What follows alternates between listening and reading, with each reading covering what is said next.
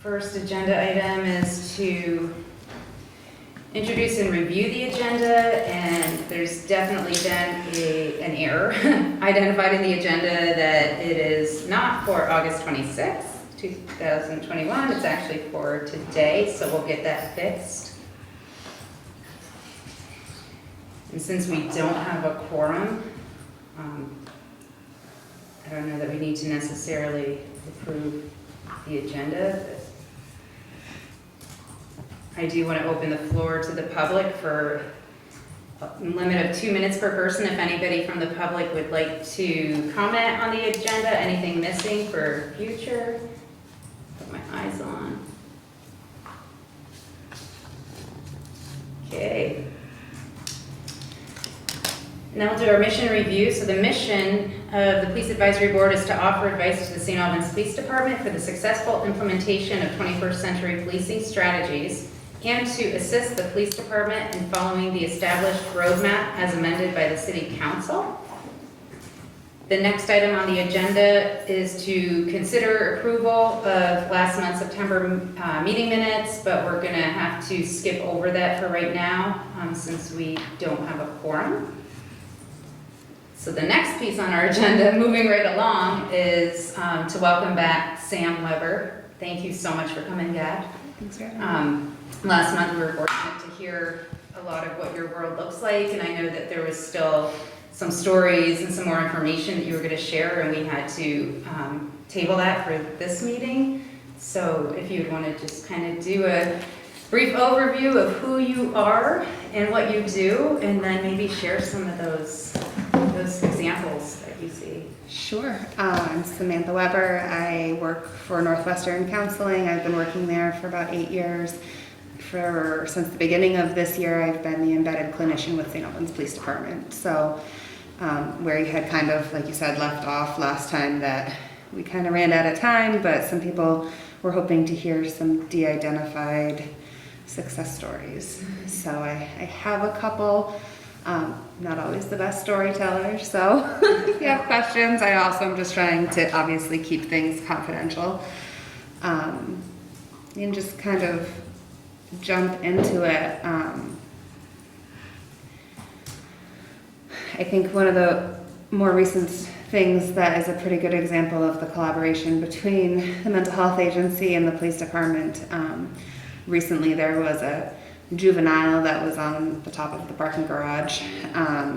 Other bystanders had called it in that his behavior seemed concerning and unsafe at the top of the parking garage. When we arrived, the juvenile left on foot and kind of scuttled down the stairs, I think maybe thinking that they were in some sort of trouble. I caught up with them on foot at the bottom of the stairs and started to speak with them.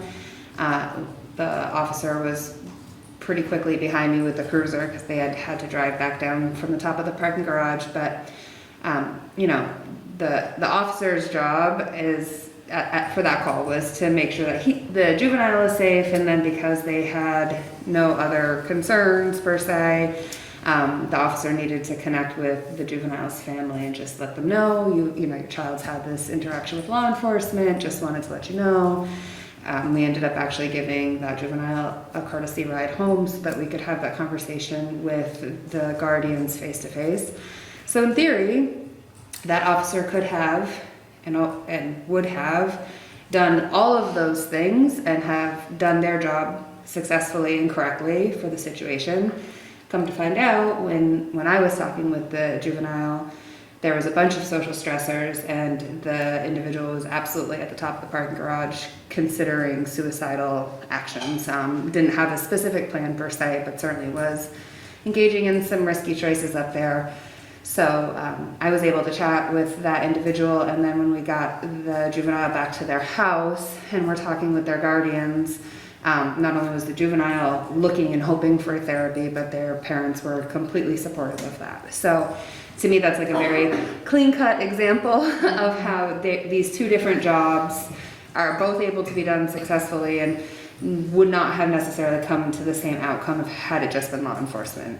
They would have made sure that he was safe, helped him get home, talked to the parents, kind of put a bow on it and thought that that was all set. But the underlying cause of all of the things were things that were certainly concerning and things that we wanted to give the individual an opportunity to get some ongoing help with. So those kinds of things actually happen quite a bit on the top of the parking garage.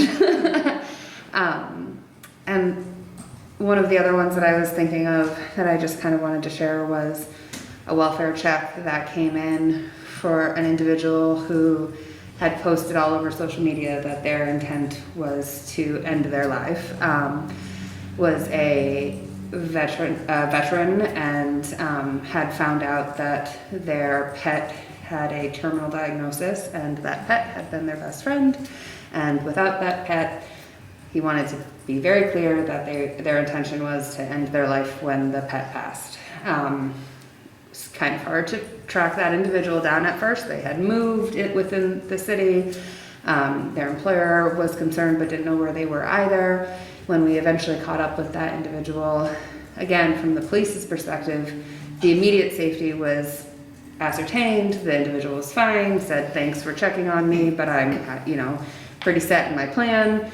Whenever my pet is gonna go, I'm gonna go with it." It's very concerning, but there isn't an immediate safety risk. And so that officer was kind of like, "Oh, do you want any referrals for any mental health supports?" They said, "Thanks, but no thanks." Very friendly individual, just didn't really want any interventions. And the problem is like, when is this pet going to pass? Like, this is a terminal diagnosis, but not an immediate thing that's gonna happen. And so I was actually able to just check in, kind of built rapport over time, even if it was just texting, checking in on the dog, checking in on the individual. And those are the kinds of things that an officer, once that welfare check is completed and the person is safe in the moment, they're not able necessarily to follow that person indefinitely. But I was, and so then when their pet did pass, I was able to, provide some support in that moment, both the day leading up to that and then afterwards, and then really helped them reconnect. Actually has a new pet, little puppy, is very cute.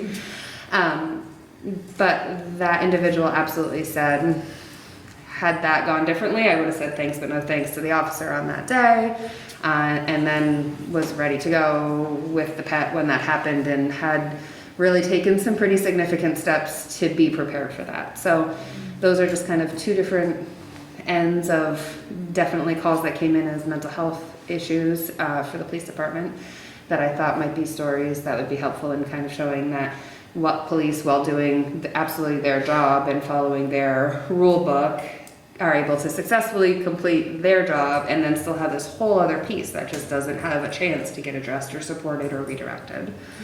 I don't know, I could share stories all day. I don't know if you guys have any specific kinds of stories that you wanted me to talk about, or if you have any questions about any of those things. I guess for me, and maybe it's more a question for Chief, I think we started talking about this a little bit last time, but what do you do differently? Like, what does your team do differently, if anything at all, because you have access to this resource when they're available? So I've been spoiled in two ways. I've been in the position I've been in, both at the barracks level and here, have been on day shift in a leadership role. In both instances, have had Sam or Nick in this position. Prior to that, for the 15 or 16 years prior to that, I didn't. But in my recent history, I've had that.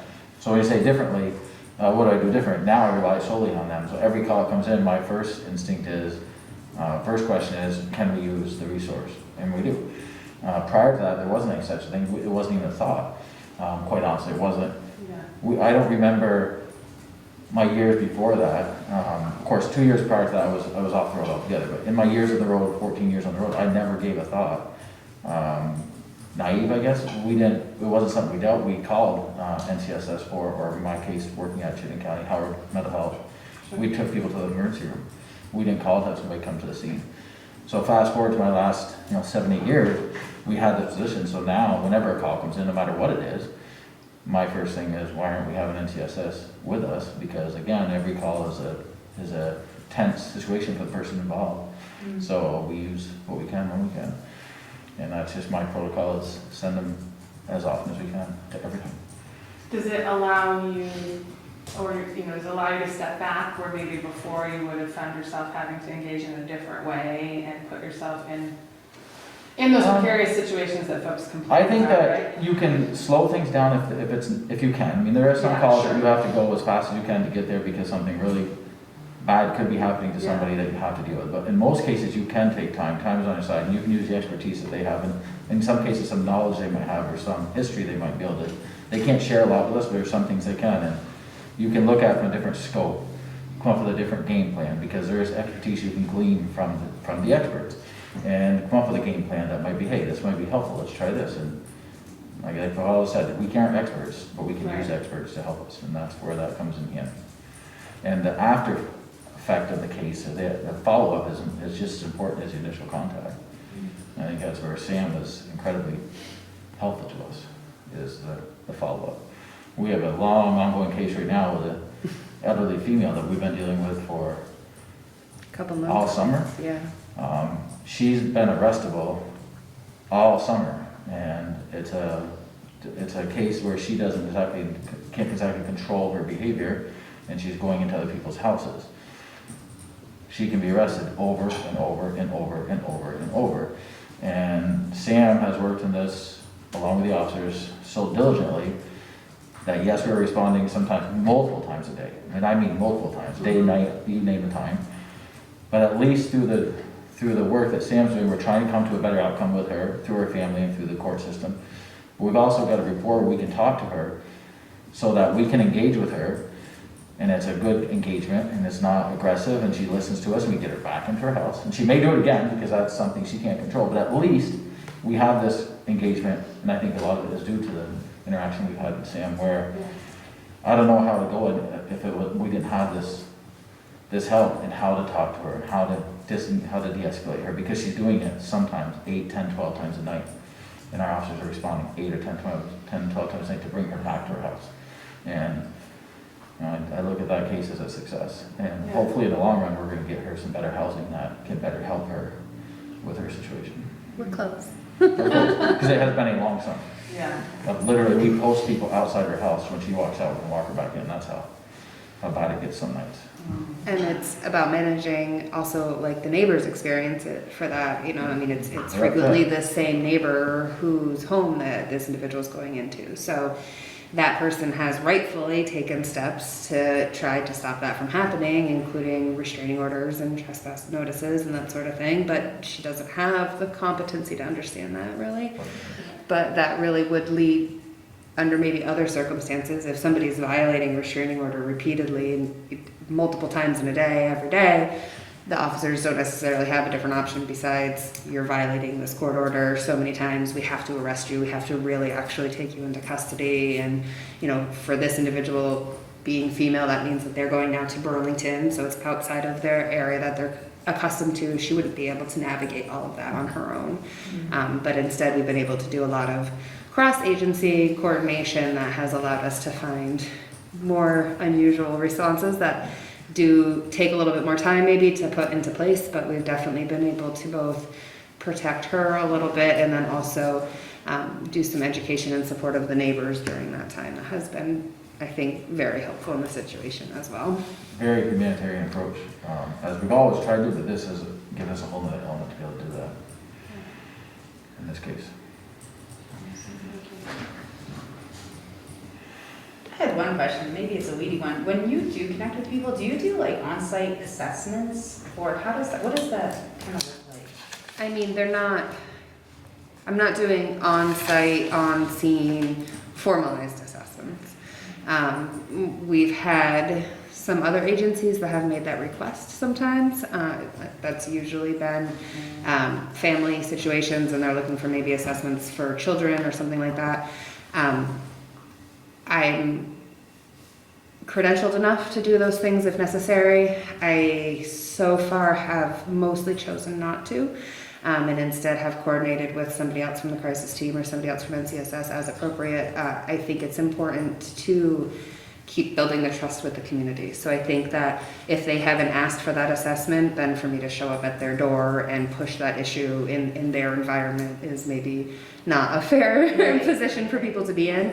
But again, it allows me to capture so much information live time that when I am doing that coordination, I'm able to provide a lot of really valuable information about what I see in the environment or what happens with the initial call in order for any assessment to be both maybe more complete, but also happen a little bit faster than if they were just calling the office, kind of cold calling to get an initial appointment. Gotcha. Awesome, thank you. Yeah, that actually question occurred to me earlier today, trying to support a family who was asking that question. In the event that law enforcement intercepts and they have the mental health worker, would they be able to do an assessment on site? And I was like, that's a great question. I don't know how it works. I wouldn't think it's the practice for everybody, but It's definitely, it would be different if that was the ask from the individuals that we're going to. If they said, I really want this assessment for my kiddo and, it's going to be traumatizing to do it somewhere else, can you come here and do that? I'd be happy to do that. awesome. I think that from my perspective, as Sam's exactly right, we would rather not cross that line and become that person that, hey, are you cooperating, and all of a sudden you're not, and all of a sudden it looks like we're using her abilities and her credentials to now make decisions for them. Right. Or take advantage of her ability and now take somebody to custody based on assessment. We don't want to do that. If we can help it based on just that. I kind of correlate that to, there's other examples of this program in other parts of the state in New England where they have officers that have some mental health work, or mental health workers who are now part-time officers, and they have the arrestable certification. I don't want that, because you lose all the credibility if all of a sudden you can arrest somebody when you're there as a mental health worker, and that's not the way it should be done either. Right. So it needs to be separate and totally separate. And I think in this case, if Sam's doing mental health work, it's great, but as soon as you cross any line, I think you could quickly lose some credibility. Right, makes sense. Great, thank you. Any other questions? Yeah. So, I wondered, you seemed like you were like hot in there, yeah. no. So one of the things that Chief Lamont has brought up, and it came up last time, was when your position opened up this time. I think the number of applicants was very small, very small. And I think what I'm kind of gleaning from everything we've been going over is that, like we said, what did we say last week? Just more of Sam and Nick. Do you have any insight as to, if, let's pretend that St. Albans PD could hire as many other embedded crisis workers as they possibly wanted? Yeah, just, how might we go about attracting those applicants? How might we find, people like yourself who are willing and able to do this kind of work? Is it, I guess I'll leave it that open-ended, at this point, because I'm not sure I have a good answer for you. I can tell you that the more these positions are talked about and explored, and we are refining what it looks like and learning as we go, we're definitely sometimes building the plane as we fly, because we're like, oh, that's new, we didn't anticipate that, what do we do with that now? I'm actually getting a lot of people who are coming to me and saying, I would love to work doing that same sort of thing. So I think honestly a lot of that is networking and exposure and people understanding what that really looks like. I think there's maybe an incorrect stigma of thinking that people in these positions won't be welcomed by law enforcement. And I can't speak for the rest of the country, but for St. Albans, I have been able to very clearly say that is not the case. We started to talk about that last time too, is these officers are calling me at all hours just to run things by me, or wanting to talk about things when we're back in the office, or asking for an education on a specific presentation. They are as much wanting to be better at these parts of their job and in the situations that they're being put into as the community is looking for from them. So I think that breaks down a lot of the pieces that make people maybe a little bit more not wanting to apply for these kinds of positions. As far as how to get the right ones to apply, or that kind of have an idea of what a profile of somebody like that looks like, I'm not sure yet. yeah. And I really have come, the more I've been watching this, I really have come to my own personal opinion of the each department is going to be different. You know, my success even at VSP might be different than what Nick's is, or Nick's down at the station. So I really think what the need is for each area. Our rural needs, again, are really different than maybe, you know, a larger city. These are people that this isn't a one and done. I'm probably going to talk to these people again. They're probably going to call and look for me. They're probably going to be connected with services at NCSS.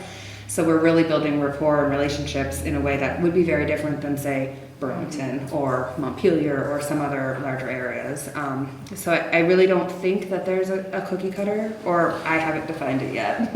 Yeah, I wouldn't anticipate that there would be necessarily a cookie cutter, but I think that makes a lot of sense what you said about, you know, you being able to, you know, network, and also maybe some hesitancy around, you know, a position that is a little less well-defined, and you go, gosh, what is this? Are officers going to be welcome, or am I going to step into a situation and be like, you know, some kind of, you know, you know, like the, you know, like a cootie situation or something, you know. So, and I that makes a lot of sense that maybe, you know, when you said you have, you know, people inquiring about more positions like this, that, you know, seeing it in action would maybe attract more people. I think that's encouraging to me, because I think we've kind of defined that this is something we should, it's something we should advocate for, and something that seems attainable, right? I mean, The other thing I think that is maybe an important consideration that for people outside the mental health system might not be like a first line of thought is we spend a lot of time and money in school to get master's level educations or PhD level educations in order to be the clinicians that are even eligible for these positions. The professional liability is a real concern. I mean, how do you, out in these uncontrolled environments, unknown risks, be able to meet your own expectations of ethics or liability concerns and feel like you're not putting your own profession on the line in some regards, because things sometimes do go wrong, and then how much does that reflect on the clinician? And that's one of the questions that's come to me from other clinicians is, how do I feel about that? To me, that's part of the reason why it's not an either or situation, it's an and situation. They're there to help me mitigate that liability. If it's really unsafe or if it's not an appropriate place to be doing mental health stuff, I'm not doing it yet. It might be that we're coming back to the station and I'm talking to somebody there or something like that, but you know, it's definitely a different environment than the clinicians who have, you know, hour-long structured sessions every other week in their therapist office. Right. Yeah, I mean, yeah. I think that is what we heard initially. So Sam took the position, thankfully she's awesome at it. Nick was kind of the one that paid it in the VSP world. And we talked to a few people that he thought were interested at the beginning. After he took it, we weren't even thinking of the second position at that point up there. People that we were looking for people to fill in when he was gone on vacation or whatever. And some that came were somewhat interested. And that's some of the questions exactly I brought up is, what if I go to something, welfare check and suicide subject, and it doesn't go the way we want to, and we don't have a successful outcome. Am I on the hook now because I was there, as opposed to being in the security of the office of NCSS where they came in willingly. We had a discussion, they walked out willingly. I go to their house and things go not the way we want to. And they end up not surviving that interaction. Where's the liability fall? And that is a legitimate concern and a legitimate outcome in some cases. Those are things that are different from being in the office as opposed to being on the road. Yeah, I mean, it seems like it's very different. Is there ever room for folks like, I mean, I know this is probably more of an urban model, but for folks like from fire and EMS to get a certain level of training to sort of fill some of those gaps, and then still have the folks with your degrees and expertise in the background?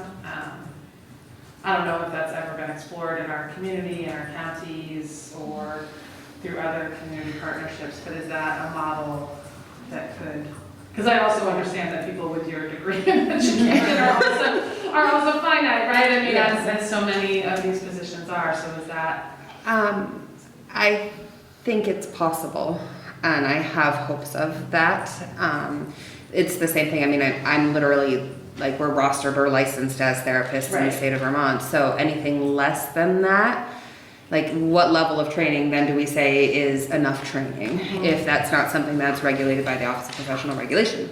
So I don't necessarily know what that would look like. One of the models that I have recently been working with in down south in the state is they have a SAM, so they have somebody like me who's out and on the road per se, and then their second person is not necessarily always a different shift, but they're a different role. So they do more of like short-term case management from the police department. So that might be something like after I've done an assessment and after the initial interaction has happened, but I'm like, this person has housing issues. Rather than trying to refer back to NCSS or having me follow them, which is right now what happens is if somebody wants that help and doesn't have anybody else to help them, then I'm following them short-term to provide them with whatever connections or appointments that they need. They have a second person in the police department who is doing some of that like follow-up work with people. So that might be a way to kind of change the level of education that's necessary, because if that's kind of more of like a caseworker position, then that's a different level of education and credentialing than a clinician. So I definitely think that there's ways to grow it and be a more well-rounded program without it necessarily needing to be credentialed therapists.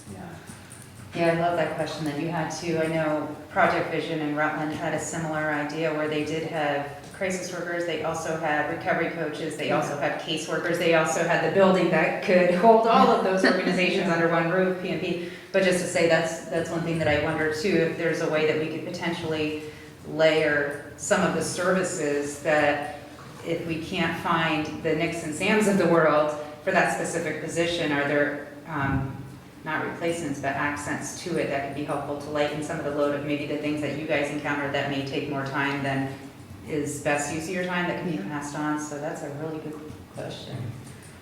I guess particularly when we're looking at funding, right? And at some point, if one, availability, and then two, if the funding is there but we can't find the resource, can we reallocate that funding in a way that supports the work and just isn't sort of like, oh, well, we can't find anybody to fill these positions, so we'll take that off the docket for the next cycle and maybe figure out how to spend this money differently, but really earmarking it for like a crisis, I don't know, crisis response, mental health response, whatever we want to call it, that's part of or partnership with local law enforcement. I do think that there's definitely room for creativity for those things, just like that. I mean, maybe that's an LADC who's also doing some case management. You know, there's definitely other options out there that would, rather than having two SAMs, it could be like Sam's current role gets split into two positions, and I handle, you know, this stuff and somebody else handles that part.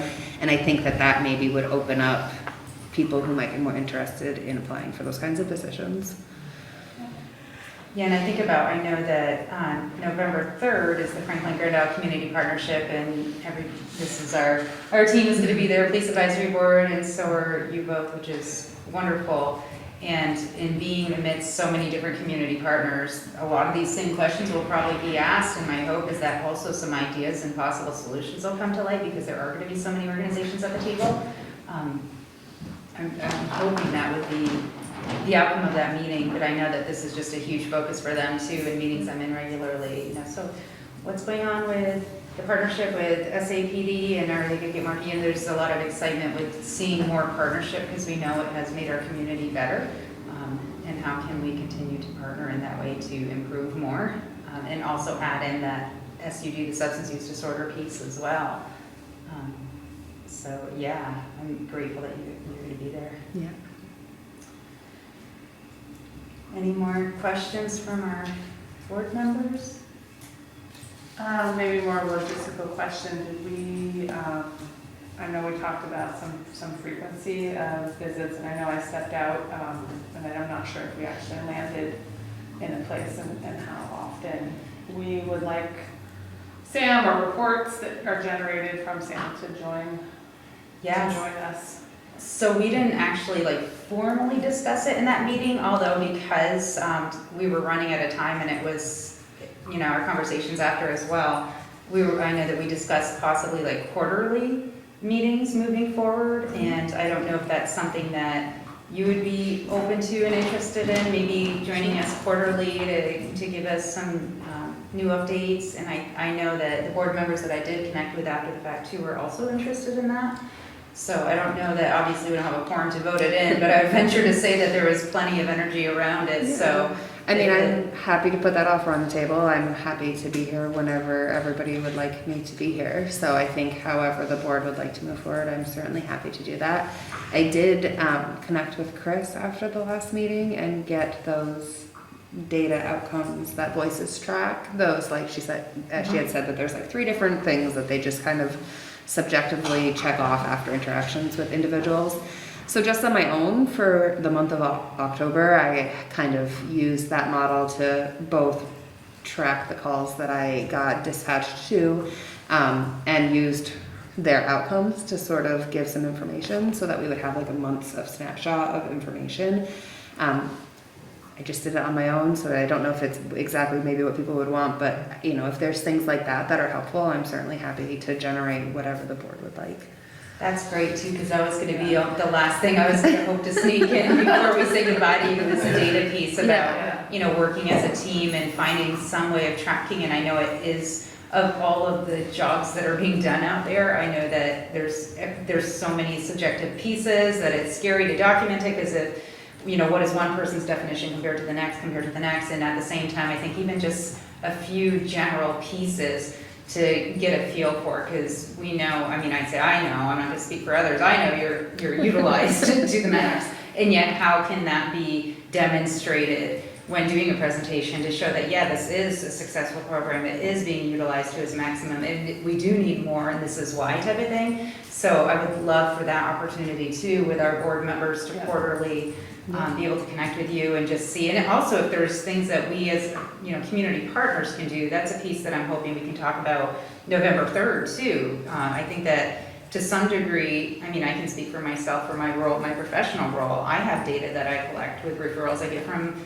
law enforcement, and after last month's meeting, I was like, I don't even know if I haven't sent it to them. Maybe they haven't, but that's like, let's keep track of even those things, you know, just to get a general idea, because I think that there's a lot more partnership happening than what is demonstrated, unless we're able to say, hey, this is how many referrals. I mean, SAPD is one of my highest volume referral sources in Franklin County. So I think that would be great if you're willing to connect with us quarterly, then we'll plan on having you back, and we'll, you know, make sure to keep you at the beginning of the agenda so you don't have to stay for the whole thing, because you are a guest and we want to steal your time. And be prepared to stop me from talking, because I'll tell you stories all night. And I know we talked last time too about just, you know, it's hard to say definitively how this influences outcomes, but I think, you know, this is one of those opportunities where we don't want to let perfect be the enemy of good from a data standpoint. I think as a group looking at data, you know, we've not done a lot because we've been trying to get our feet on the ground and sort of figure things out, but this would be a place where we can say, this was our data before, and this is our data now, and no, can I definitively say that the crisis worker made that difference? Maybe not, but you know, there is a line in the sand where there's evidence to suggest that it was one piece of a puzzle to get to our lagging indicators over time. So, and one of the things that I was thinking about in the last couple of weeks was, can we almost reverse engineer that? Like if I'm giving anecdotal stories, can we then maybe as a group or in whatever fashion makes the most sense, then sit down and pull out of like those anecdotes of, here's the data that would be helpful to capture out of those, and really work backwards, because that's kind of what we're doing right now, is we're just doing the work and then figuring out what goes on behind the scenes as we go. I have a really quick story that might be a helpful example of like, how do we pull data out of this, right? So a different elderly individual in the community definitely shouldn't be living alone. You know, increased level of care would be better for everybody. And so sometimes the calls that we're getting are from a confused individual or community members who are like, this person just flagged us down in the middle of the road and is asking for help to find their glasses. It's like, okay, well, you know, we don't want this person in the middle of the road. That sounds dangerous.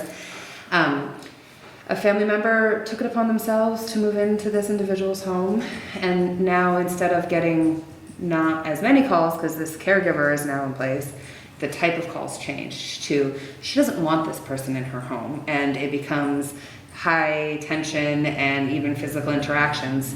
And so again, like from law enforcement perspective, they're like, oh, well, a caregiver is good even if she doesn't like that, and you know, we're happy that she's not in the middle of the road. Okay, I agree, but I also think that there's a dignity of risk there. So if you called and said, this person just showed up and moved into my house and I don't want them here, Yeah. law enforcement would be like, well, you have to leave because this isn't your residence, you know? Yeah. Like, they're gonna listen to the homeowner. And because they were concerned about her, instead they were trying to encourage her to welcome these caregivers into their home, but she doesn't want them, you know? And so on scene, I had pulled the officer aside and was totally understanding of the fact that they're trying to make sure that this person is safe and cared for, and everybody agrees that a caregiver would be helpful. And also, what about this other perspective of she's looking law enforcement in the face and saying, get them out of my house. And I talked to them about this concept of dignity of risk, which is a term that was foreign to them and now isn't, and now I hear that phrase in the office, which is great. And they've changed their approach, you know? They kind of just said, listen, if she says she doesn't want you here, you gotta go. If she says you're welcome here, then yeah, we think it's great that you're here. And then that was the case, you know, there's other service providers in the mix, so I was able to coordinate with them and really keep giving them more information so that they can be working on that higher level of care that she needs, even if it's not an immediate response. So I'm just wondering, you know, out of those kinds of situations, how do we reverse engineer that? What data out of that is important where my presence, I absolutely know, changed the outcome of that call. Right. Because in that call, law enforcement was going to say, oh no, you want them here, they're here to help you, it's okay. And that sounds great, but that wasn't what my take of it was, and they listened to me and they changed their approach. So to me, that's like a pretty good example, but I'm not necessarily sure. Maybe chew on that a little bit in the next couple of weeks and just kind of see what kind of data then can we pull out of that would be meaningful. And that's, you know, I think some of that is just some of the things we set up at the beginning, right? Like, what is our long-term, what do we want to see over time? You know, stop asking, well, ultimately calls where law enforcement is being asked to be care manager, to be a social worker, to be a caregiver, you know, whatever the case may be, and reducing those because the person is piped into the right resources at the right time, which, you know, we did an exercise like this several years ago in healthcare trying to reduce unnecessary ED visits. It's the same sort of thing, right? Like, we can't definitively say, well, because we got Johnny hooked up with a primary caregiver, that he's not coming to the ED anymore for his tooth. But we can say, since Johnny has been piped in with these and these and these, we have noticed that his number of non-emergent emergency room visits has decreased over time. So, you know, it's certainly not a definitive answer to any of those questions, because there are other things that we may not understand about Johnny's life, but it's that same concept, right? Like, we changed, and so now we can start to see a drop in this, and that sounds like that good example where we're getting this person set up with what they need, and maybe law enforcement has to interact less over time because she's frustrated about the stranger or the interloper, you know, the stranger in her home, and everyone else is just trying to keep her safe. Yes, I agree on a larger scale. For that particular one, it was like we were still getting maybe the same amount of calls, but the content was different. Like, this is no longer this elderly individual who seems a little confused. This person's angry and, you know, assaulting the interloper because they don't want him in their house. So to me, that we're getting the same number, but it's escalating, right? Like, now we've got people who are angry and upset and feel like they've been invaded and, you know, so and now physical things are happening. So that sounds way yuckier to me than, oh my gosh, she seems confused while she's going for a walk. Right. So it's just about trying to figure out how to capture that. And actually Chris's things, like the things that they used from Voices are, I know more ways to plan for my safety, I know more about community resources, and I know more about my rights or options. And honestly, that might be a good place to be gathering data. You know, like, it's not the specifics, it's not telling the story and the data. It is literally, which one of these things are we bringing to the table that is improving the situation? Well, and So- also, I'm sorry. Oh, no, go ahead. I was gonna say, I mean, it seems like at least in this situation, there's kind of an element of, you know, maybe it's, you know, the nature of the calls are different, but it's, you're maybe starting to get at the root of the problem a little bit Right, more, you know? that's It's like a better long-term solution, but you gotta zoom out a little bit to see it. So there, we may find instances of those types of things where it's like, okay, here are the things we need to pay attention to, but we're not gonna try and really dig in and show it until we can zoom out a little bit and say like, hey, you know, this was a process, but it ultimately had a positive outcome. But that makes a lot of sense with Chris's metrics. Yeah. You know, even knowledge and awareness of other options as being positive.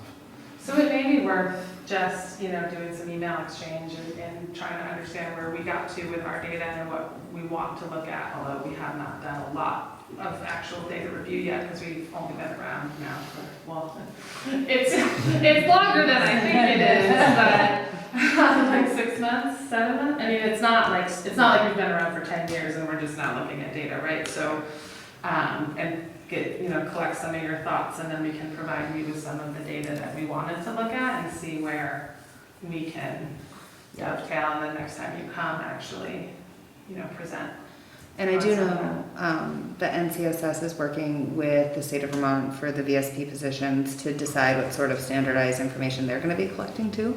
That's not settled on yet, but I'm happy to bring that here too, so we can look at that, even if it's not the same, you know, it's not VSP, what out of that might be worth, because that consistency then lets us talk on an even playing field with other agencies, Exactly, you yeah, I know, love that so idea. Absolutely. I'm happy to do that as well. I think that's great. I mean, I think it was the last meeting, you know, the idea that you brought up and that Nick mentioned is, you know, when you're in the middle of a crisis that looks like this, asking, have I done a good job, doesn't feel good, and yet it's like, in that interaction, there's gonna be, I'm sure, some sensitive situations that you know, you're wise enough, like, this is not the time or place to ask this question, and then on the flip side, there might be people you're talking with at length, and then you kind of get those answers without asking those questions, but I think more than anything, it's exciting that we can look at different ways to start collecting data, because, you know, I've been fully convinced for 5-6 years how amazing the position is and how valuable it is, and yet how can we, you know, that's my anecdote, that's my story, but what do I have to back it up to? So I love the idea of looking at ways to collect that data. And then, of course, with the partners, I mean, just by having you here last month, now you've got some info from Chris that could be helpful too, and I think that that's what November 3rd may be as well, that maybe some other partners will have ideas and say, well, we already collect X, Y, and Z, and we know that we connected with you guys here, so just the more, I mean, we're looking at continuum of care for our community, so how can we get more communication and partnership to document and use each agency more, Yeah. you know, for what they do best, but are there any last questions from our board members? I don't think so. I mean, I guess for me, really, my next thought, and it's not a question for Sam, but more kind of for us is, so what is our, like, what does it look like now for us? Because we've identified that the embedded crisis worker is, you know, everyone feels good about it. Chief feels good about it. SAPD seems to feel good about it. We feel like that's a good thing for the community.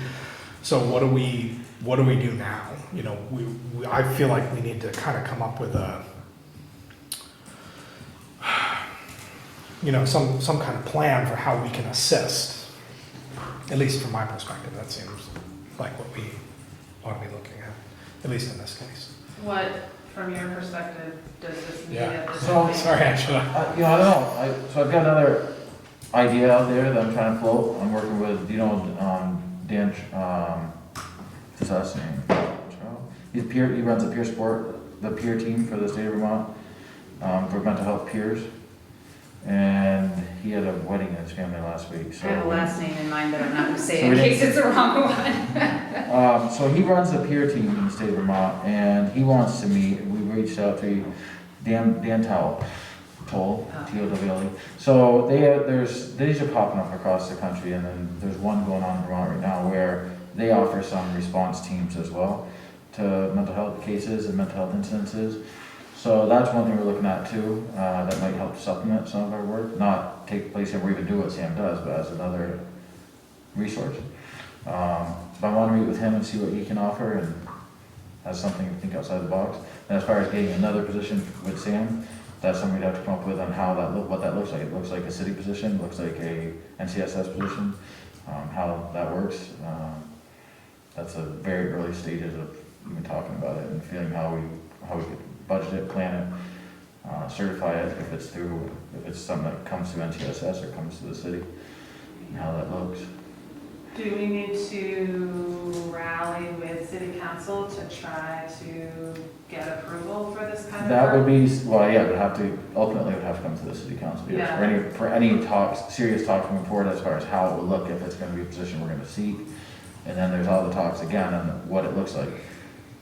There's a big question would have to be, is it a city position, which my guess is probably not. Because then you have to worry about who is responsible for training, education, and oversight. Right. You're better off, my limited knowledge of this is you're probably better off to have another agency Mhm. that has the position and you pay for it. Yeah, Right. yeah, that is something that should, in my So, organization, so yeah. Again, that makes comes sense. up with the logistics that go behind that. And I guess maybe less from more just from do you feel like there's support from city council to get funding? We from haven't the had city that for this? discussion, I don't know funding wise where the city stands right now with funding. I know they very much enjoy the position and the benefits of the position, but I don't know where the funding stands. And I think we're supposed to go to city council in some sort of regularity. I don't know if we've. We haven't gotten on the schedule yet, but maybe that's something that we could get on the schedule for. Yeah. That might be good for us to do, because it seems, this seems like at least something we can Yeah. start, There's we a can lot really- of different avenues here, you have other agencies in this county that are also looking to get into this, that don't currently have it, or expand what they have, so there's other options of sharing, there's a lot of different things to look at, so that can be talked about. And I think that's what would be helpful for us too, is to kind of determine, because I agree that a recommendation to city council is a great action, a great goal. And before doing that, to kind of get our ideas in alignment on, is the goal to make a recommendation to have another position identical to Sam's?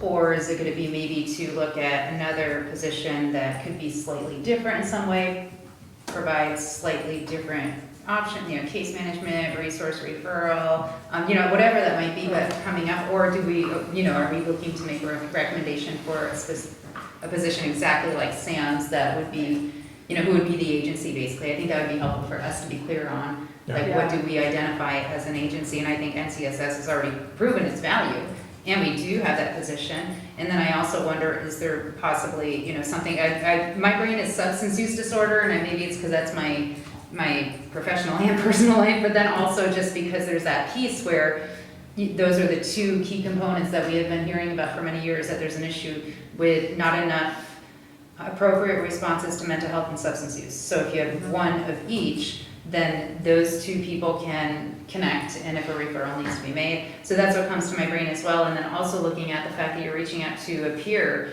organization, that's also something that could be, a partnership. Like, again, I bring up Project Vision just because that's the project in Vermont that I'm familiar that does it, but partnering with recovery coaches, where those coaches are the employees of the recovery center, not of the PD, but they're embedded within the PD, just like they're going to be embedded in NMC soon, so that kind of thing too. So I feel like some of the stuff, some of the ideas may not necessarily have to be new position with new funding, but partnerships, which is where that community partnership could be a great place to voice that. And also, I do think that you're right, though, that eventually there's still going to be, there's such a huge need, and this is something tangible that we know that from the first time we spoke at the first meeting is really valuable, as voiced by our board, by our community, by law enforcement and NCSS, so. The whole state is seeing it now, so it's just a matter of, it always comes down to funding and manpower, but NCSS has been more than supportive in paying for what we have. So now it's time for us to supplement that. Right.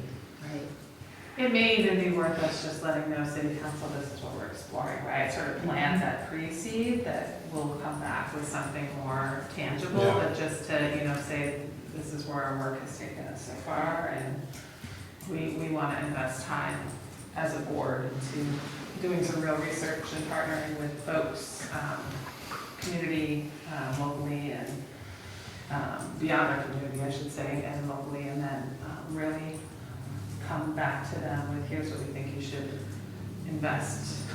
Right. Invest some time and money into, however that looks. Yeah, and even, you know, I think, you know, probably between Chief Moth and Sam, I think you guys would have a really good handle on like, hey, what scenario would work best in our situation right now, and maybe like, what scenario do we want to get to, and then we can, you know, present that, you know, to city council and say, Yeah, I here's. can think selfishly what would work in the city, but I can also think bigger picture what would work in the surrounding areas. So I'm wondering too, I'm thinking, I'll reach out and see if we could get on their schedule November or December. My first thought would be December, so we have a chance to get through the partnership meeting, and because they may already have a full agenda. So are you guys comfortable with me asking if we can get on December's agenda? And I think by then too, we'll have a better idea of between speaking to community partners on November 3rd, and then also having at least one more meeting ourselves to kind of get focused on what we're asking. But I feel like we do have that to some degree, but it's like, okay, let's look at like, how can we put some of those details in place? What exactly are we looking for? Which organization would be the organization that we would be funding to provide this position? What would the credentials be? And just kind of talk it through one more time for, I feel like next month's board meeting, it would be good to have this as a line item as well, just to talk through some of those kinks. Does that feel fair? For what it's worth, I think when it comes to whether or not it's a city position versus one with like a designated agency or another agency in the area, I think the current political climate, among other things, there's a lot of reasons for it to not be a city position. I think people like the accountability and transparency of me having a different boss than the city. And I think that also then allows those of us, I mean, if it is a clinician level or whatever that credential level determination is, those people are in this field are looking for appropriate supervision from a clinical perspective as well, which is not something the city's going to be able to offer. So for what it's worth, I do think that it makes more sense to fund it with a different agency. It doesn't necessarily need to be NCSS if it's substance use or, you know, whatever the call is, but there are a lot of reasons to not have it be a city position, maybe. Absolutely. I couldn't agree more. Yeah. Okay, great. Anything else? Alrighty, well, I thanks mean, for a having me humongous back. thank you to you, Yeah. Sam. I Yeah, appreciate thank you you so 2 months in a row. No problem. It's So- nice to meet you all. Have a good day. Absolutely. And if you're looking at quarterly from your first time connecting with us, we can consider this a bonus time maybe, but does that feel okay, like September to Sure. 3 months from then? And okay, perfect. You just let me know when you want me here. Okay, so December, I'll touch base with you on it, but thank you so much. Earlier, when we were talking, before we got this last discussion, you made a comment about how much we utilize Sam. As we were walking in here, we had 2 juveniles going at each other with knives. We had a domestic where going on one end of the city, and another domestic going on the other end of the city. So those are 3 calls that she went to go on to all 3 because we only have one of her. Right. She'd made rounds. She probably would have made rounds all 3 of those. That's how busy she is. And those all came in the time I parked here to the time we walked in the door. Wow. So 3 calls were like bang, bang, bang, within 5 minutes of each other. So that should have been at least one with the knives. And I've seen that with Nick also sometimes, where it's like we're on the phone, oh, I gotta call you back, that, this and that. She's been at that one. Okay, so the next item that is on the agenda is Jamie, the Police Advisory Board survey update, so the area of focus on data and the update on the survey. So, this group will remember that we made the determination to do our survey via paper and snail mail, which is hard for me to even say living in the electronic world, but the rationale behind it was that we wanted to make sure that it was accessible to all the residents in our city. So, really important that that mail and being able to return that mail was key so that people could fill that out via paper. Once we know that it's been sent, I think we will, send I would encourage us all to send out Facebook messages and social media messages saying, hey, you're gonna get this in the mail.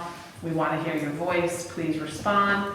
But to do electronic and paper creates that opportunity for your data to really be diluted and challenged, because electronically, someone could respond who's not a resident, people could respond from all over, and they could also respond via paper, and you wouldn't have a great way to track that. So this was the right way to start, but the paper process just takes a little time. So Kristen Smith, thank you to her, has been working sort of diligently to keep this going, and we had to work through some costs, and the city was more than willing to pay for this. They saw this as an important measure to take to get everybody's feedback. So last check, I believe, she said it was gonna go out early next week to all.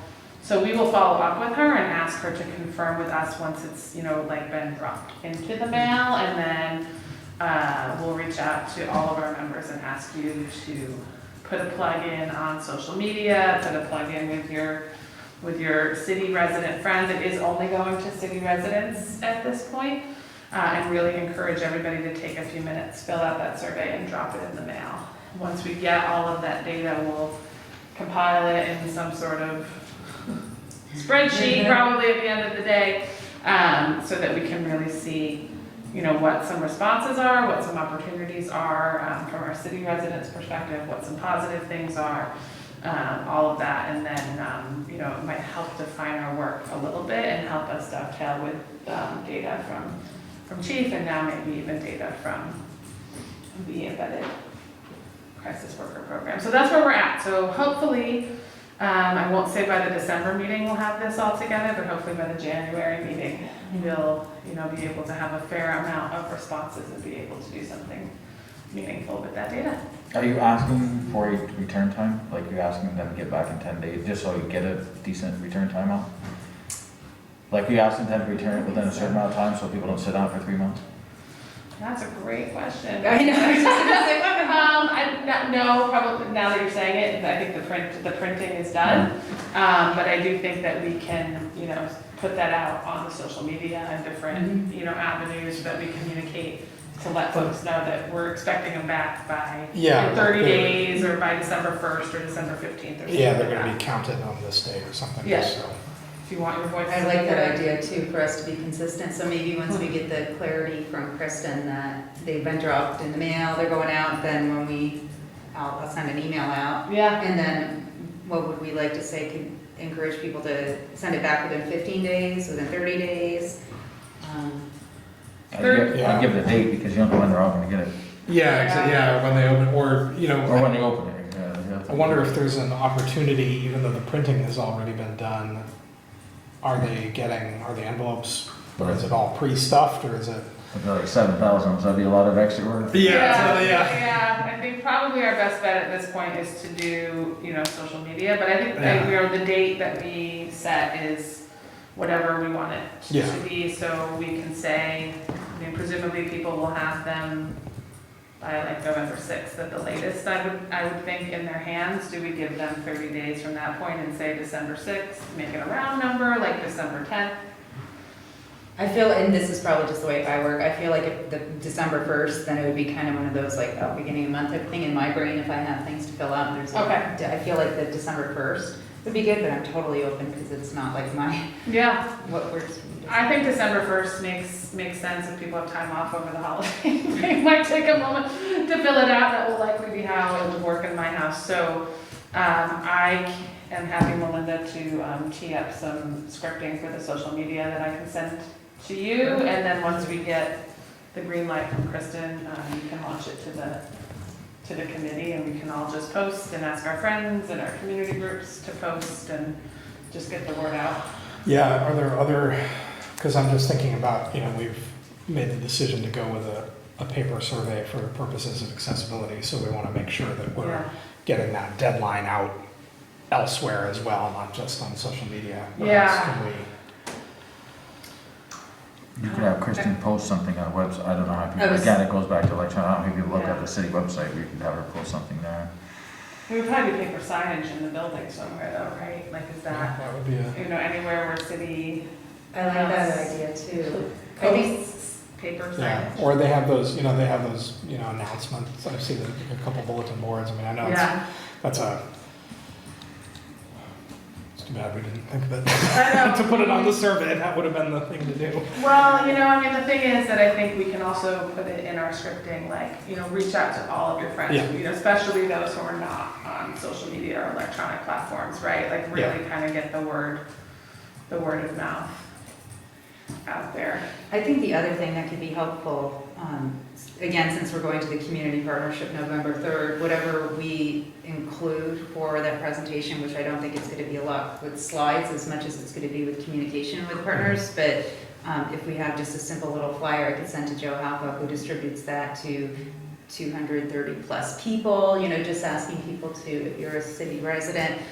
So I just think of again, our partnerships and asking some local organizations, is there a way that you could encourage, because there's a lot of focus right now on what we're doing, on the partnership. And so I think between asking the city to help us with that and then our own Facebook and our own groups and boards and other events that we're connected to do as much advocating as possible. Yep.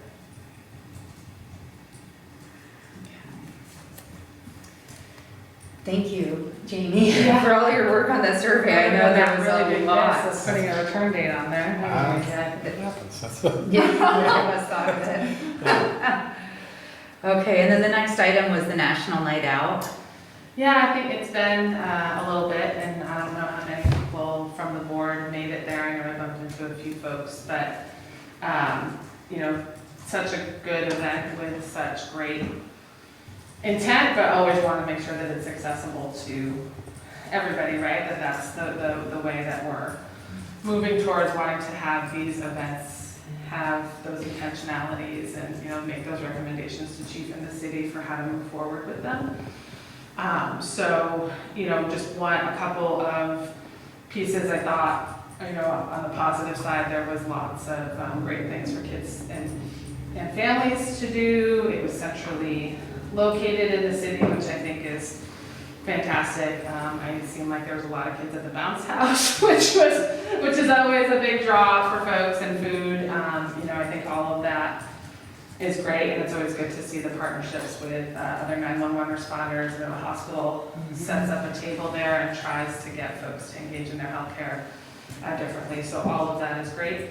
Just a couple of notable things. I think there was just a point, and I arrived late, where there was a whole lot of uniformed officers in one place, and my children both love hot dogs and love police officers, and they were intimidated to go up to that. I'm going to share this with you, Chief, so this is not catching you off guard, but they were intimidated to go up to the booth and have those, grab a hot dog and have those conversations, and that, I think, particularly for families that might have, in general, some apprehension around law enforcement making the choice to go to that event, we would want them to feel comfortable. And so I don't know if there's an opportunity for the officers who are there, who are to participate, to disperse differently throughout the park, so it's less intimidating for them to be approached.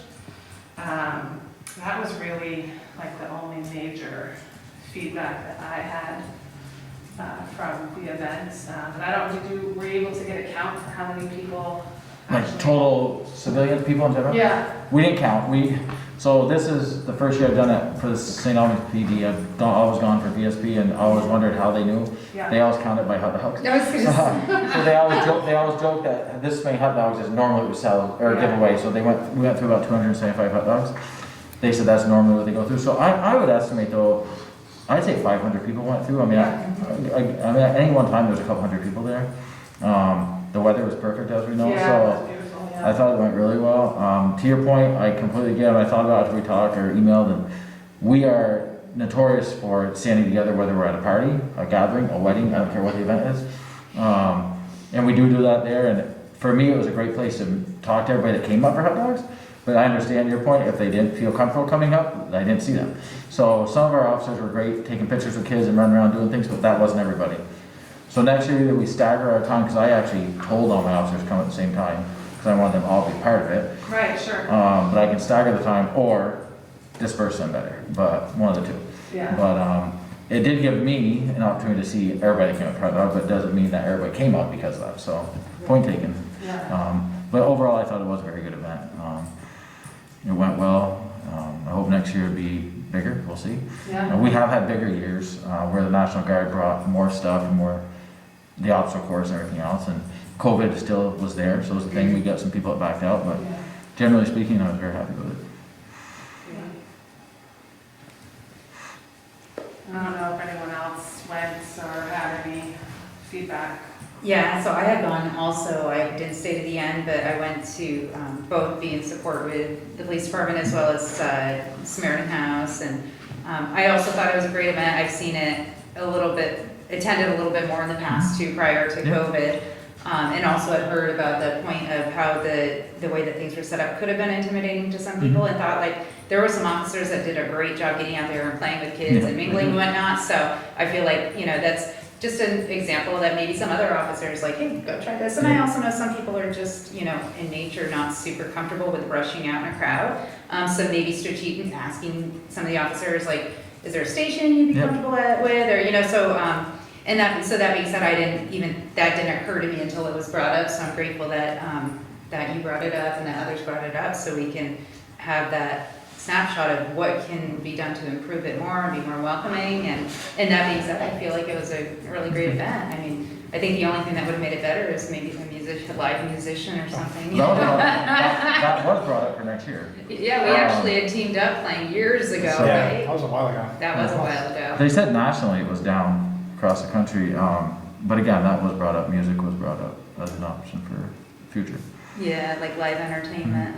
And are there other events, that I know is a staple across the country, but are there other events like that where, I know we've talked about welcoming people, sort of easing into this, right? Like welcoming people to have those engagements with. Well, we're doing trunk or treat this weekend, which we've done for years. Oh, at the new Yeah, station? we're doing it Oh. Sunday, I was gonna bring it up during comments, but Sunday night Okay. from 5 till we run out of candy. It'll be us, fire department, AMCare. We've invited the other police agencies, whether or not they're coming, I don't know, depending on calls probably, but we'll be at the parking lot of the new PD. Like I said, my understanding is the St. Albans Police Department's done it for a long time, it'll be my first year being there. But 5 to 7 Sunday night. Great, yeah, I did see the post about that too. And I know we used to have things like coffee with a cop. Yep, we do that quite a bit. Years ago, is that still happening? Yes, it Is is. that well publicized? Yep. I say it's happening. So Christine Cook is typically the one that does it, Corporal Cook, and she's also our, depending which term you want to use, school resource officer or district liaison officer. She's out right now for military leave. When she gets back, she'll be picking it back up. But yeah, she's been doing it about once a month.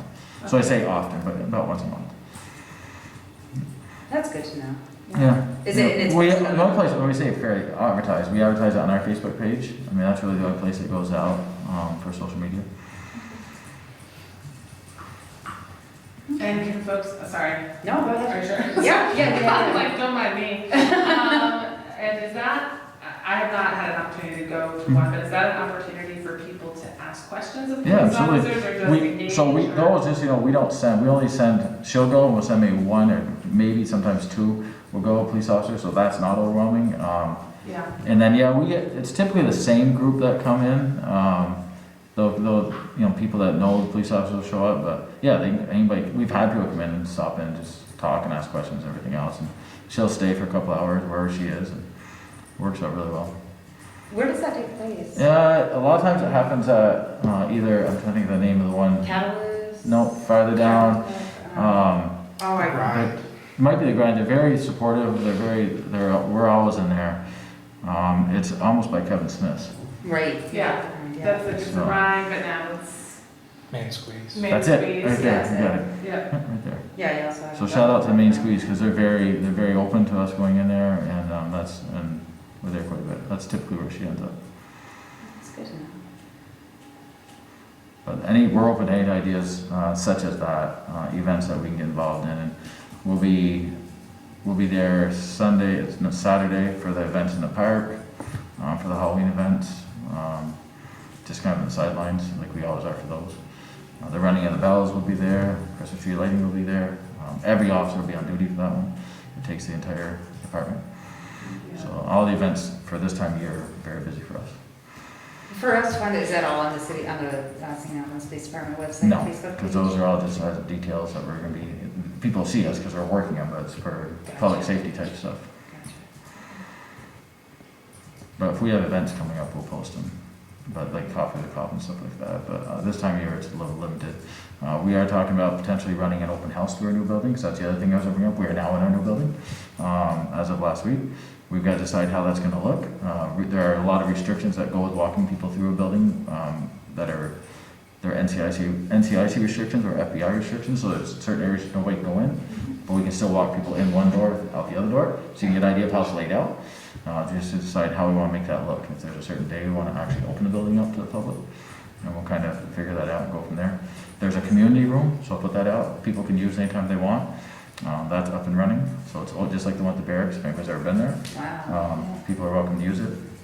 It's in the building, but it's cordoned off, so you can access that room and a bathroom, but you can't get into the rest of the building, so it works out really well. That's gonna be open, it's open now, and it's a great place. We're happy to be there. Wow. Finally. All right, I know. Um, I know, I'm thinking of that community room, like, yeah, so many ideas, but That's great. touch base on. Yeah, I'd love to have one of these meetings there, so at least, so everybody from the police advisory board could see what we're working out of now, as compared to what we were. And that's what comes to mind for me too, is that for our board members to have that opportunity to go through a tour, or to, I should say, take advantage of Like that. an idea, I mean, it's really, I mean, it's definitely the newest police department in Vermont, just because it's a small state, but I can tell you, it's the state-of-the-art dispatch center. It's the direction we're going. Yeah, I think that'd be. Sorry, that'd be for us didn't mean to get sidetracked from No, your. I mean, the whole point, I think, of bringing up National Night Out and just, for this group, like, our role is to advise you and city on how, we've talked before about, wanting to go and be everywhere and go to where the people are and really recognizing that as a community, we need to give people the opportunity to come because we're trying to build some of those bridges and trusts again. So I think it's important for us to, help provide some of that feedback, good and bad. And I don't think it needs to be all excited, but also really understanding what are some different things that our community, all of our community is looking for. And they may not be looking for anything, and we just have to kind of be okay that we'll keep doing the work on the other side of it, but making accessibility and opportunities available should probably be part of what we're advising on, so that if people do feel like they want to take that opportunity exists. So all of the things that you just mentioned in that space sort of fit Kind of into rambled that. about it, but we're always trying to think of ideas. Lieutenant Weatherby, and that's his whole thing is those events. That's what he likes, he enjoys, he's good at, and he's always trying to come up with ideas. It's very difficult to come up with ideas that we can do that make sense, even. Yeah. So he's always trying to think of something. And the trunk or treat was his, and he's been doing it for years, and it's a great idea. Yeah, we also did, I know I didn't mention it in this forum, but we did walk in their shoes, which was an event. I missed Spirit that. I was announcement. gone. I would have loved to have done that. Yeah, and that turned out fantastic, and we asked Lieutenant Weatherby to share with his board of directors hat on for Martha's Kitchen, because that's part of the tour, and it was a super engaged group, many young people, a lot of youth, which was a big goal. But we were fortunate that the weather was nice. The presenters, we had a number, Voices Against Violence, Spectrum, Turning Point. So we had a number of presenters, and that was a powerful event, and it's going to be an annual event. So that was the second year. We started it last year in the heights of COVID, saying that we wanted to have something awareness. So he did a fantastic job. Not surprising. Very slightly emotional delivery. It was really nice. And he puts a lot of time and effort into Martha's Kitchen. As do most of our officers are there quite often. Yeah, I usually see them on Valentine's when they do their Valentine's Day dinner. That's our date night. So, no, that was a great event. And I'd love to try to come up with more ideas too that we, as a community may have that would include law enforcement and our community members.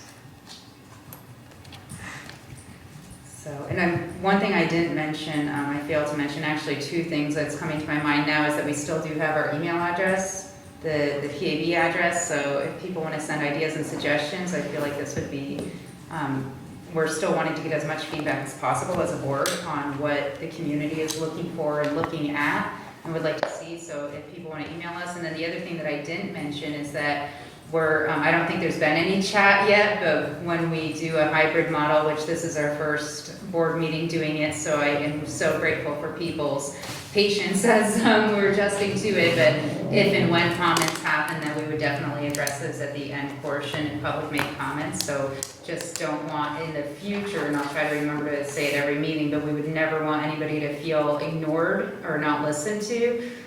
It's more so just trying to make sure that we're managing the pieces that we're on, and then also esteeming all of the comments that we get, because that's what we want, that's what's valuable. So the next piece on the agenda is the community partnership in November, which I feel like I've mentioned quite a bit, so the only thing I'll do is just summarize it. Yeah, it's the date and time. So I will, it's on our agenda, so people do need to refer to it if anybody would like to join. It is a Zoom meeting, but it's Wednesday, November 3rd. The meeting itself is 8:30 to 10:30. From 8:30 to 9 o'clock is entrance to the meeting and networking, and then the meeting itself starts at 9 o'clock. And the Police Advisory Board will be present to share a little bit. Typically, it's presenters who go to these meetings and present. For us, it's more so discussion. You know, we are going to talk and present to some degree on what it is that we've been looking at and focusing on, but it's really an opportunity for a discussion with community partners, and the big focus is going to be on the current embedded crisis worker, Sam, with St. Albans Police Department, and just a great opportunity to get questions from other community partners. Oftentimes in meetings, I hear questions that we get answered here regularly, so it'd be wonderful if they had that chance to ask those questions. So, November 3rd. And it is Zoom, and the link is on the agenda. So the next piece is the policy and procedure focus with Jamie talking about the social media. I think it's more just asking a question. We know that one came here for some dialogue, and then I know you shared that it was maybe going to come down from a state, or no, it was going for legal for review. Yep, so I can give you a little update. So it went from here to legal. Legal made some changes, not changes, they made some suggestions, small edits, which weren't really much. Then we had one of our lieutenants went to a training that's being taught nationwide on leadership, and it's a 3-week training. Day one of the training was on social media policy. And he's like, hold on before you send that, because we're being told we need to edit some things because this is not working nationwide, exactly what we're writing. So now it's back in legal's hands. Legal's looking into the issues they're having nationwide. We would have definitely had some issues with that policy, so that's where it's at. Okay. So it could be a little bit, he told me he was gonna try to have a quick turnaround out, but he's like, when legal first started looking at it, he called me like 2 days later, he's like, wow, there's a lot of stuff coming out of nationwide coming out about social media policies in departments. Yeah. And departments are being sued, municipalities are being sued, and we need to get this right. So that's where we're at. Because our department, the union, is part of a nationwide union, so Okay. we gotta make sure we do this right, or it's gonna bite us. Will it have the opportunity to come back? Oh, it'll come for back. us to Oh, look yeah, at? absolutely. Okay, excellent. Yep, and I don't know when that'll be. Like I said, it's completely now, it's been flipped, and I kept wondering why, you get those spam emails all the time from buy this, buy that, buy the other thing? Yeah. I kept getting emails from people trying to sell social media policies, and I just said delete, delete, delete. Now I can see why, because it's a hot topic everywhere, Yeah, from the west sure. coast to the east coast. And that's what the holdup is. Yeah. Well, I mean, I'm glad to hear that it's getting national attention. Yeah, sure is. My hope is that it, what folks were trying to do with it, doesn't get lost. Yes. And then I work in this world, so I know how easily it can go sideways once you get some legal minds involved. Yeah. But I'll look forward Yeah, to no, seeing it. it will go in front, you'll get to see a chance to see. I'm not gonna Okay. throw it through. I'll talk to you again otherwise. Did you get a chance to look at the other 30-page policy I gave you that we can't change? No, just out of curiosity. I saw it, but I did not get a chance to read it. But I will Doesn't say. matter anyway, we can't change it. We can't change it, yeah. I will say that it will be one that at least we'll discuss, and we'll bring it Yeah. forward to the whole group, but we've got a few policies to look at. We do.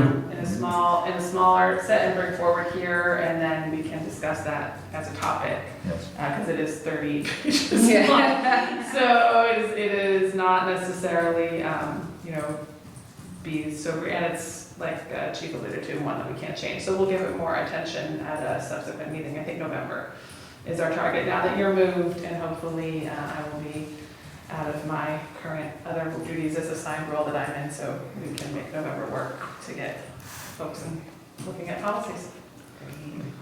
I'm out then. Let's go into the comment. Correct. Thank you so Thank much. you, everybody. So Sunday night, if anyone wants candy, you know where to find us. Thank you, Chief. Or if you want to see the building, you know where to find that too. Yeah, I'd love to just talk about possibly doing like a board tour. Yeah. So we'll touch base for sure. Thank you. All right. So this brings us to the public comment. And I apologize, I just need to get my glasses on to see. Yes, so I see a hand up. Zach. Zach, hold on, Zach. I'm gonna unmute you.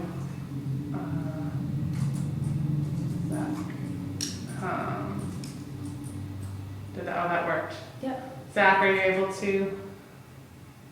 I can hear you. Can you hear me? Yes, We can. we can. Thank you. Thank you for your patience. Oh, hey, no worries. It was really good to hear all of that. First off, I just got to say thank you for putting the hybrid meeting together. I was thought I was going to get out earlier, was delayed at work, and being here in Zoom or via Zoom was a real godsend. So thank you so much for the setup. I love the angle. Secondly, everything, it was really great.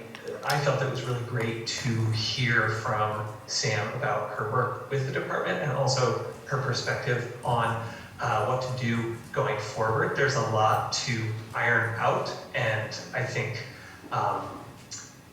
putting together or maybe clarifying the description of duties and things is something that I'm sure this group, y'all, and Sam will be doing. So that is a hope of mine, and and it is a hope. It was great to hear her talking about, describing the needs that are being met in the community by her work. I thought there were some particularly good questions about how, among the board, of how to duplicate her efforts and her work and maximize her impact, or the impact of a similar person or position. I think that was fantastic. What is really interesting to me and what is really exciting to me is that looking at the police roadmap and the goals of that roadmap, how to bring about structures and to help assist the police in their work, but amplify the police in their work from a community perspective. I think that Sam is, and their position there, is doing that in spades. The thing that's really exciting for me, having just attended a city council meeting, is that the question that everybody seems to be asking is how to fund this. And I think it is, and having been at a city council meeting, I think it's going to be very interesting to hear the city's response on to your proposal to implement this position and duplicate it and expand it in some significant way. I would definitely clue y'all into the ARPA, the American Rescue Plan Act, funds that are available. The city has made it very clear that the city council specifically is going to kind of be at least at this point, they made it clear, having spent some of the money already, that the city council is going to be the singular body who really is the source of and arbiter of those funds. I think that recommendations to use those funds from other boards, but also from people like Chief Lamont, NCSS itself, or an organization itself, and someone like Sam sharing about the impact of this, I think that's going to be particularly powerful, and I would urge you to advocate for the allocation of ARPA funds for this program. There are questions of timeline, there are questions of the scope. I think they've been comfortable with pilot programs already. I would definitely look into that as far as funding resources. Lastly, I thought the point that making this a partnership with an outside agency is particularly strong for all the reasons that Danielle mentioned, from administration to duplication of work, but also to specializing in what NCS does. I think it makes them a natural fit for an agency to do this work or to interface with police with this work. So that was all really encouraging and amazing. That's all that comes to mind right now. But just specifically, the thing the chief says, the thing the board's saying, the thing that Sam's saying is, a lot of it comes down to where's the money going to come from. And with the funding that's coming to the city being a once-in-a-lifetime opportunity, I don't think you're likely to see this ever again. And advocating the city to seriously consider, using ARPA funds to set up a program and fund a really efficient, really effective program, I think is important. But having advocates like the chief and Sam and yourselves, together with, I'm sure, some folks on the city council, I think would be a really good combo for carving out some of the money to use for this project. And I know that the community could definitely use it just based on all the things that Sam and the police chief mentioned. So those are my thoughts for right now. But thanks again for doing this work. Lastly, I can't thank you enough for putting together the survey by mail, sending it to residents. I think that's particularly powerful, and I'm just really happy about that. So thanks for all your work. Thank you so much, Zach. And Zach, I know, you will be a person who will spread the word once we get it out there. So, I'm just going to really ask humbly that, you help people, especially people who may not have access to all of the media outlets, to really take the time and have their voices be heard on that survey, because that is data that we're going to use to try to show change and guide change that meets our community's needs. Absolutely. As soon as the info's out there, I'll be sure to get it places as best I can. Thank you. Thank you so much, Zach. Any further public comment?